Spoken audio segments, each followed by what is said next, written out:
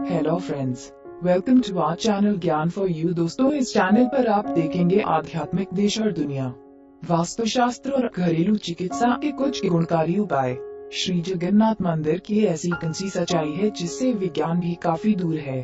आपको बता दें कि पुरी के श्री जगन्नाथ मंदिर का हिंदुओं में बहुत महत्व है। यह मंदिर भगवान श्री कृष्ण का मंदिर है। श्री जगन्नाथ शब्द का अर्थ है जगत के स्वामी होता है। इनकी यह सारी नगरी ही जगन्नाथपुरी या पुरी कहलाती है। यह मंदिर हिंदुओं के 4 धामों में से एक है। यह वैष्णव संप्रदाय का मंदिर है जो कि भगवान विष्णु के अवतार श्री कृष्ण को समर्पित है। आपको इस भव्य और चमत्कारिक मंदिर के बारे में कुछ बातें और रहस्यमय जानकारी बताएंगे जिनके बारे में आज तक आधुनिक विज्ञान भी समझ से परे है, और बताते है कि हमारे पूर्वज कितने बड़े इंजीनियर और आर्किटेक्ट भी रहे हैं। श्री जगन्नाथ मंदिर के ऊपर स्थापित लाल ध्वज हमेशा ही हवा के विपरीत दिशा में लहराता है। ऐसा किस लिए होता है वैज्ञानिक ही बता सकते हैं, जबकि यह यकीनन ही आश्चर्यजनक बात है। यह भी एक हैरान करने वाली ही बात है कि हर दिन सारंगकाल मंदिर के ऊपर स्थापित ध्वज को मानव द्वारा उल्टा चढ़कर बदला जाता है। ध्वज भी इतना भव्य है कि जब यह लहराता है तो इसे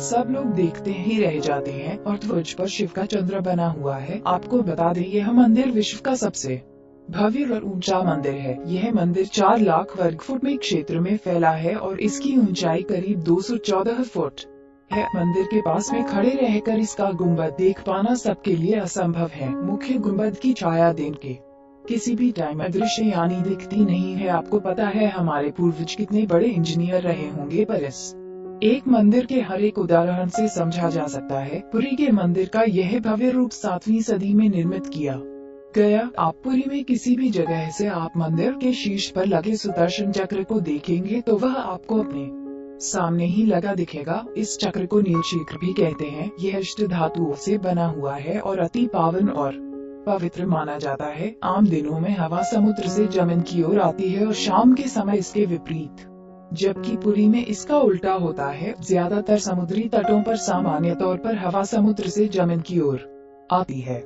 जबकि यहाँ पर हवा जमीन से समुद्र की ओर जाती है। मंदिर के ऊपर गुंबद के आसपास में भी अब तक कोई भी पक्षी उड़ता हुआ नहीं देखा गया, न ही इसके ऊपर से विमान उड़ाया जा सकता। मंदिर के शिखर के पास में पक्षी भी उड़ते नजर नहीं आते, जबकि आमतौर पर देखा गया है कि भारत के अधिकतर मंदिरों के गुंबदों पर पक्षी बैठे हुए देखे जाते हैं या वहां आसपास उड़ते हुए नजर आते हैं। यहाँ पर 500 रसोइये 300 सहयोगियों के साथ भगवान जगन्नाथ जी का प्रसाद बनाते हैं और करीब 20 लाख भक्त भोजन कर सकते हैं। कहा जाता है कि मंदिर में प्रसाद कुछ हजार लोगों के लिए ही क्यों न बनाया गया हो, जबकि इससे लाखों लोगों का पेट भी भर सकता है। मंदिर के अंदर पकाने के लिए भोजन की मात्रा पूरे साल के लिए रहती है। प्रसाद की एक भी मात्रा कभी भी व्यर्थ में नहीं जाती है। मंदिर की रसोई में प्रसाद पकाने के लिए 7 बर्तन एक दूसरे पर रखे जाते हैं और सब कुछ लकड़ियों पर ही पकाया जाता है। इस प्रक्रिया में शीर्ष बर्तन में सामग्री पहले पकती है, फिर नीचे की तरफ एक के बाद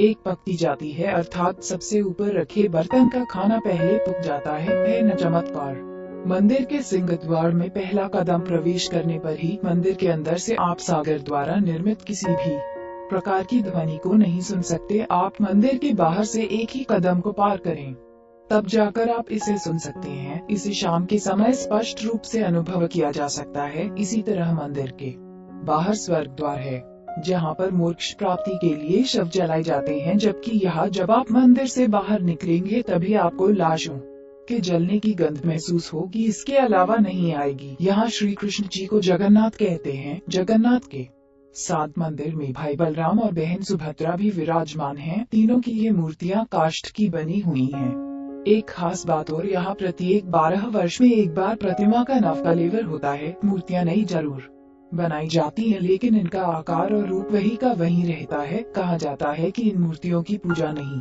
होती, केवल दर्शनार्थ रखी गई हैं। आषाढ़ माह में भगवान रथ पर सवार होकर अपनी मौसी रानी गुंडिचा के घर पर जाते हैं। यह रथ यात्रा 5 किलोमीटर में फैले पुरुषोत्तम क्षेत्र में ही होती है। रानी गुंडिचा भगवान जगन्नाथ के परम भक्त राजा इंद्रदुम्न की पत्नी थी, इसीलिए रानी को भगवान जगन्नाथ की मौसी कहा जाता है। अपनी मौसी के घर भगवान 8 दिन रहते हैं। आषाढ़ शुक्ल दशमी को वापसी की यात्रा होती है। भगवान जगन्नाथ का रथ नंदी घोष है, देवी सुभद्रा का रथ दर्पदलन है और भाई बलराम का रक्षतल ध्वज है। पुरी के गजपति महाराज सोने की झाड़ू बुहाते हैं, जिसे चेरा पैरन भी कहते हैं। माना गया है कि 3 बार समुद्र ने जगन्नाथ जी के मंदिर को तोड़ दिया था। कहते हैं कि महाप्रभु जगन्नाथ ने वीर हनुमान जी को यहाँ समुद्र को नियंत्रित रूप से करने हेतु नियुक्त किया था, क्योंकि जब तक हनुमान जी भी जगन्नाथ, बलराम एवं सुभद्रा के दर्शनों का लोभ संवरण नहीं कर पाते थे, इसलिए प्रभु के दर्शन के लिए नगर में प्रवेश भी कर जाते थे।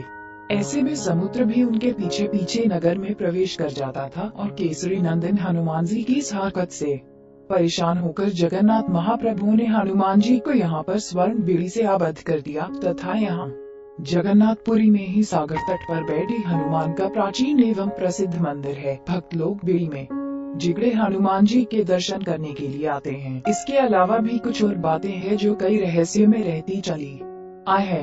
एक महान सिख सम्राट महाराजा रणजीत सिंह ने जगन्नाथ मंदिर को प्रचुर मात्रा में स्वर्ण दान किया था, जो कि उनके द्वारा स्वर्ण मंदिर अमृतसर को दिए गए स्वर्ण से भी कहीं अधिक था। तो 5 पांडव भी अज्ञातवास के समय भगवान जगन्नाथ जी दर्शन करने आए थे। श्री मंदिर के अंदर पांडवों चढ़ाया हुआ आज भी इस जगह मौजूद है। भगवान जगन्नाथ जब चंदन यात्रा करते हैं तो 5 पांडव उनके साथ नरेंद्र सरोवर पर जाते हैं। 3 ईसा मसीह सिल्क रूट से होते हुए जब कश्मीर आए थे तो तब पुनः बेथलेहम जाते वक्त इन्होंने भगवान जगन्नाथ के दर्शन किए थे।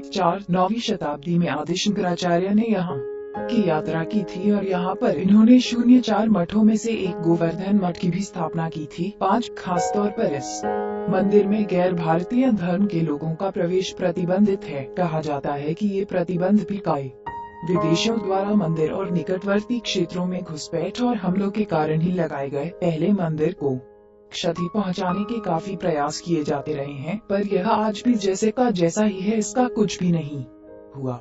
हम उम्मीद करते हैं कि आपको इस चैनल के माध्यम से रोचक जानकारियां दे सके।